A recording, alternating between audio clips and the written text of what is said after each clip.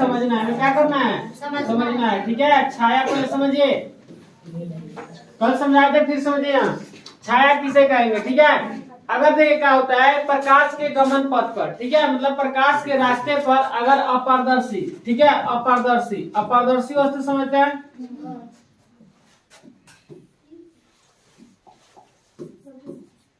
अपारदर्शी वस्तु, कौन वस्तु? अपारदर्शी वस्तु अगर रख दी जाए प्रकाश के रास्ते में, अगर अपारदर्शी वस्तु रख दी जाए तो उसके पीछे का बन जाता है, एक क्षेत्र बन जाता है, अंधेरा क्षेत्र।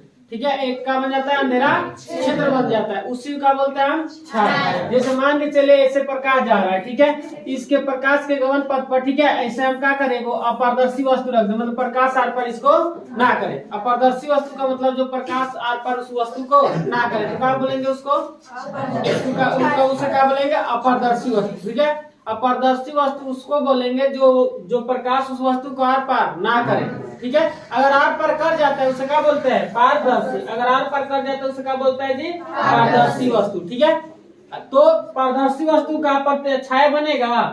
बोले, पारदर्शी वस्तु का छाया बनेगा? पारदर्शी वस्तु का छाया नहीं बनेगा। और कभी भी अपारदर्शी वस्तु का क्या बनता है? छाया। समझ में आ रहा है? तो प्रकाश के रास्ते पर मान के चलिए, यहाँ से प्रकाश ऐसे जा रहा है, ठीक है, प्रकाश ऐसे जा रहा है, इसके रास्ते में क्या रख दिया जाए? अपारदर्शी वस्तु। ये क्या है? अपारदर्शी वस्तु। तो इसके पीछे क्या हो जाता है? अंधेरा क्षेत्र बन जाता है, अंधेरा यहाँ क्षेत्र बन जाता है, इसी का बोलते हैं छाया। इसी का बोलेंगे छाया बोलेंगे। ठीक है, छाया का कोई पूछता है कि छाया जो होती है प्रकाश के विपरीत दिशा में बनता है कि सीधी दिशा में? विपरीत दिशा में। तो प्रकाश के विपरीत दिशा में बनता है। बात समझ, मतलब प्रकाश ऐसे जा रहा है, तो प्रकाश करने का मतलब है कि ऐसे जा रहा है तो इसका छाया इधर नहीं बनेगा, इसका उल्टा इधर बनेगा। बात समझ में? ऐसे बनेगा। बात समझ में? इसके पीछे, वस्तु के पीछे। बात समझ में? कभी भी छाया बनेगा तो वस्तु के पीछे बनेगा। अगर मान के चलिए हम खड़े हैं, इधर से प्रकाश आ रहा है तो हमारा छाया कहाँ बनेगा? पीछे। अगर पीछे से प्रकाश आ रहा है तो हमारा छाया इधर बनेगा। तो कभी भी प्रकाश के विपरीत दिशा में क्या होती है? वस्तु का छाया बनती है। मतलब ऐसे कह सकते हैं कि प्रकाश के वस्तु के उल्ट, मतलब पीछे, वस्तु के पीछे क्या बनती है? छाया। बात समझ में आ रहा है? अगर ऐसे प्रकाश सीधा हमरे पे पड़े तो छाया कहाँ बनेगा? आगे के पीछे बनेगा? पीछे बनेगा।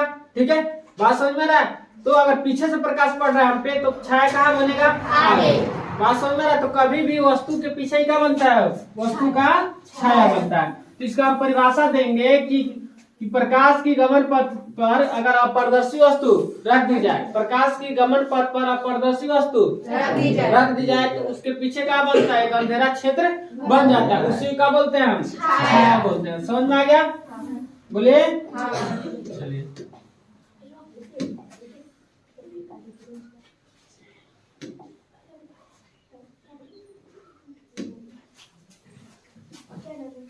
शांत रहिए, याद रहेगा ना जी?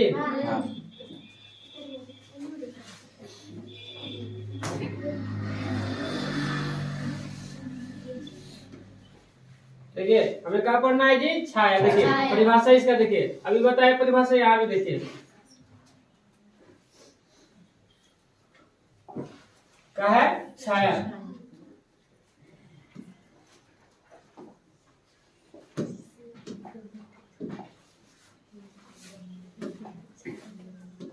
क्या है? छाया। ठीक है, ये प्रकाश का गमन पथ पर जब अपारदर्शी वस्तु रख दी जाती है, ठीक है, प्रकाश के गमन पथ पर क्या रख देते हैं? अपारदर्शी वस्तु। मतलब प्रकाश के रास्ते पर क्या रख देना है? अपारदर्शी वस्तु रख देंगे। चेक भी कर सकते हैं, प्रकाश के रास्ते में अगर अपारदर्शी वस्तु रख दी जाती है तो प्रकाश उस अपारदर्शी वस्तु को पार नहीं कर पाता है। प्रकाश उस अपारदर्शी वस्तु का करता है? पार नहीं कर पाता है। इसलिए वहाँ का बन जाता है जी, इसलिए वहाँ का बन जाता है? वहाँ अंधेरा क्षेत्र बन जाता है। ठीक है, जिसे क्या बोलते हैं? छाया। बात समझ रहा है?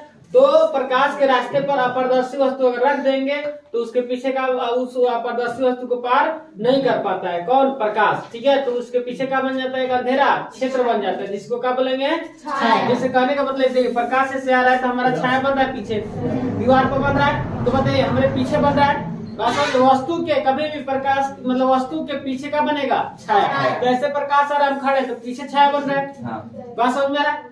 तो ये ऐसे बनेगा छाया। बात समझ में? अगर पीछे से प्रकाश आ रहा है तो हमारा छाया का बनेगा आगे बनेगा। बात समझ में आ रहा है? तो हम पारदर्शी है कि अपारदर्शी है? पारदर्शी वस्तु का छाया बनेगा कि अपारदर्शी वस्तु का? किस वस्तु का छाया बनेगा? अपारदर्शी वस्तु का ही क्या बनेगा? छाया। पारदर्शी वस्तु का छाया नहीं बनेगा। चलिए अब हमें क्या पढ़ना है जी? दर्पण। क्या पढ़ना है? दर्पण। इंग्लिश बोलेंगे मिरर। ठीक है। दर्पण। दर्पण देखिए क्या होता है, वह चिकनी और चमकीली सतह जो नियमित रूप से प्रकाश को क्या कर देती है? परावर्तित कर देती है। जिसकी एक सतह क्या होती है? रंजित होती है। क्या होती है? एक सतह रंजित होती है। तो क्या कहलाता है? दर्पण। ठीक है। इसका परिभाषा हम देंगे, वह चिकनी और चमकीली सतह। चिकना होता है कि नहीं? दर्पण जो होता है चिकना होता है और चमकीला भी होता है। जो भी आप दर्पण देखे हो, कोई भी दर्पण तो एकदम चिकना होता है और चमकीला होता है, और उसका एक सतह का होता है रजतीत। एक सतह रजतीत मतलब मान के चलिए कौन सा आपका दर्पण है जी? समतल दर्पण। कौन दर्पण है? समतल। इसको हम नीचे वाला सतह का बोलते हैं रजतीत सतह। ठीक है। ऊपर वाला सतह का एकदम चिकना होता है। ऊपर वाला आप हमारे घर में जो चेहरा देखने में जो दर्पण यूज करते हैं, शीशा जो बोलते हैं कि कांच, जो चेहरा देखने में यूज करते हैं, ऊपर जो हम देखते हैं उस सतह का होता है एकदम चिकन होता है। ऐसे होता है ना जी? होता है कि नहीं? चमकीला भी होता है। नीचे अंदर जब देखेंगे देखना पीछे से कूट लगा दिया रहता है, या लकड़ी जो भी पलाई वलाई के लगा देता है या कूट लगा देता है, वो शीशा अगर निकालेंगे तो पीछे देखेंगे पेंट किया है, मतलब उसको रंगा हुआ है। ठीक है। किसको? कांच को। बात समझ में आ रहा है? एक सतह रजतीत होता है, मतलब एक सतह रजतीत मतलब वो रंगा हुआ रहता है। पीछे वाला सतह क्या होता है? रंगा हुआ रहता है। ठीक है।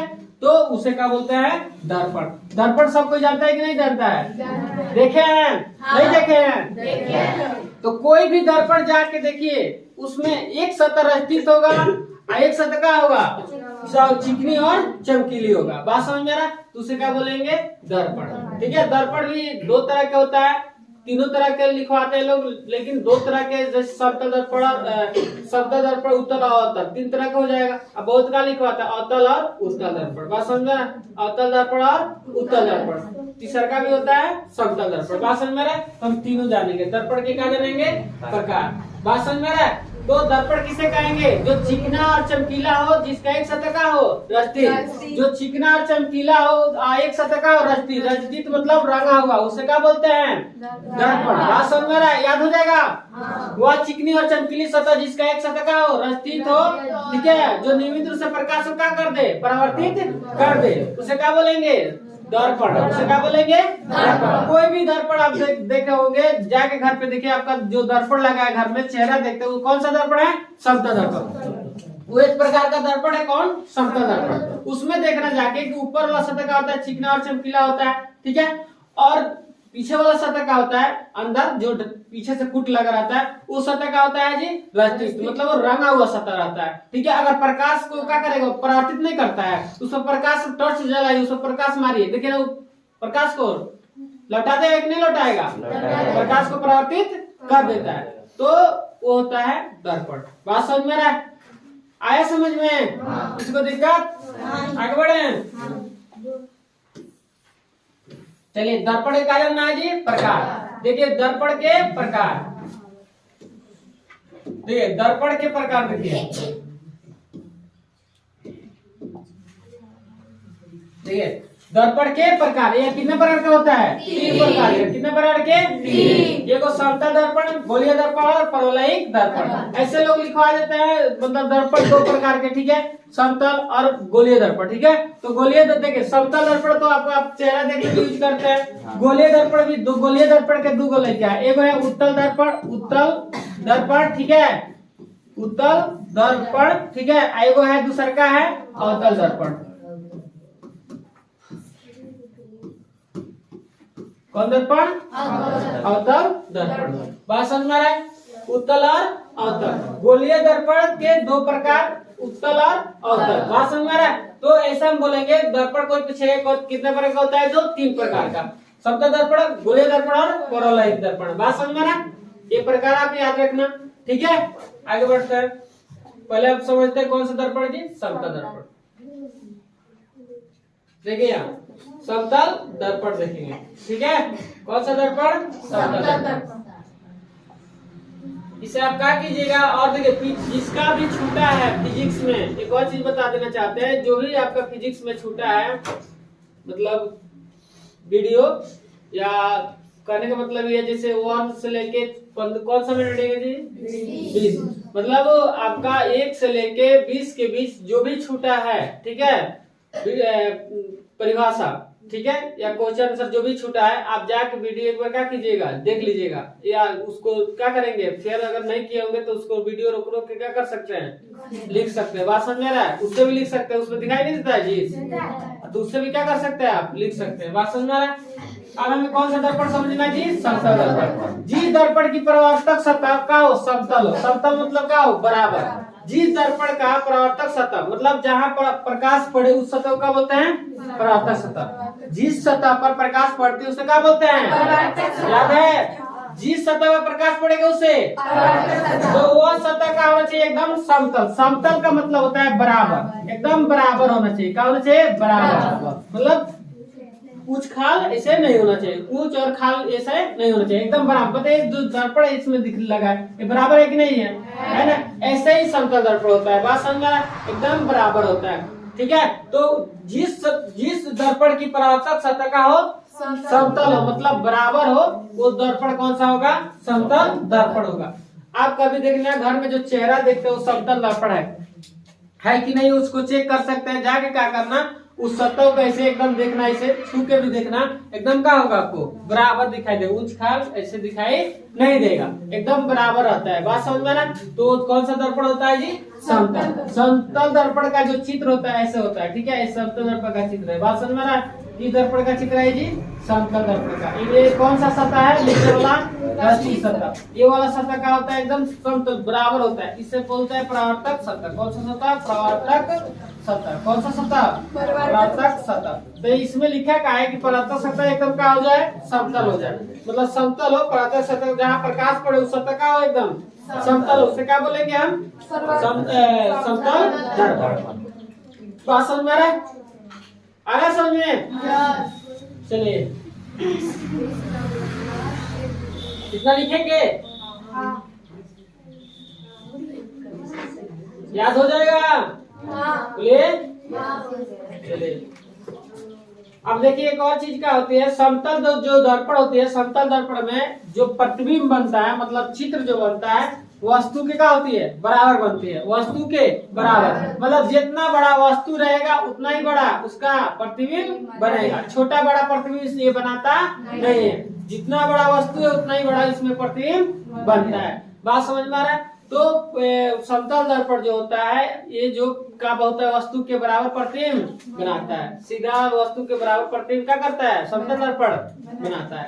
बात समझ में आ रहा है? जो समतल दर्पण की फोकस दूरी होती है वो क्या होती है? अनंत होती है। समतल दर्पण की फोकस दूरी क्या होती है? अनंत होती है। बात समझ में आ रहा है? समझे? कहने का मतलब यह है कि किसी वस्तु का अगर प्रतिबिंब मान के चलिए समतल दर्पण है, अगर कहीं एकदम कहीं लगा दिया समतल दर्पण तो बहुत दूर के वस्तु का ही प्रतिबिंब उसमें बन सकता है। बात समझ में? किसमें? समतल दर्पण में। बात समझे? तो समतल दर्पण का होता है फोकस दूरी क्या होती है जी? अनंत होती है। समतल दर्पण की फोकस दूरी अनंत होती है। अनंत मतलब जिसका अंत ना हो, ठीक है, याद हो जाएगा। छाया किसे बोलेंगे? छाया किसे बोलेंगे बताइए? वह चिकनी जब प्रकाश की गमन पथ पर रख दे, पारदर्शी वस्तु रख दे तो वो उस अपारदर्शी वस्तु को प्रकाश पार नहीं कर पाता, उसे क्या बोलते हैं? छाया। उसे क्या बोलेंगे? छाया। उसके बाद हम क्या पढ़े? दर्पण। दर्पण पढ़े ना? दर्पण वह चिकनी और चमकीली सतह जो नियमित रूप से प्रकाश के किरण को क्या करे? परावर्तित कर दे। बात समझ में? उसे क्या बोलते हैं? दर्पण। एक सतह का होती है उसका दृष्टि। बात समझे? दर्पण हम किसे बोलेंगे? चिकनी और चमकीली सतह हो, परावर्तक सतह का एकदम चिकना और चमकीला हो, एक सतह का उसका रस्तित हो, ठीक है, प्रकाश को क्या करे? वो परावर्तित कर दे, उसे क्या बोलेंगे हम? दर्पण। दर्पण कितने प्रकार का होता है? 3। समतल दर्पण, गोलीय दर्पण, कोणरहित दर्पण, ठीक है। समतल दर्पण किसे बोलेंगे? जिसका परावर्तक सतह का एकदम समतल मतलब बराबर हो, समतल हो मतलब बराबर हो, ठीक है। बात समझ में आ रहा है? उसे क्या बोलेंगे? समतल दर्पण। गोलीय दर्पण भी बता दिए कितने प्रकार का होता है जी? दो, उत्तल और अवतल। ठीक है, अभी पहले इतना लिख लीजिए, उसके बाद हम आगे क्या करेंगे जानेंगे गोलीय दर्पण किसे कहते हैं, गोलीय दर्पण कितने प्रकार के होते हैं, उसके बाद परवलयिक दर्पण पढ़ेंगे। बात समझ में आ रहा है? कितना लिखेंगे? चलिए